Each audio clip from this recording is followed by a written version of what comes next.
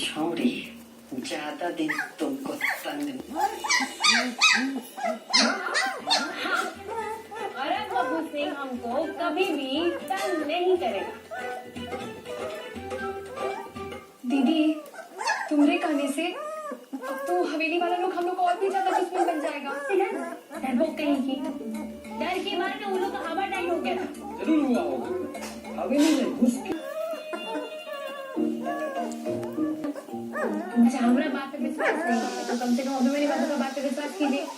जैसे धमकाए हैं ना बब्बू सिंह को फैमिली को, वो वक्त अभिमन्यु बाबू के हाथ में बंदूक था। हाँ तो क्या हुआ, हमारे पास भी है।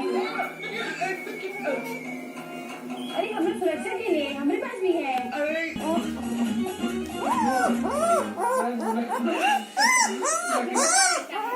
नकली है भाई, अभिमानी का भी कौन सा असली बंदूक लेके जेबन की तरह ऐसा बंद है ये असली है।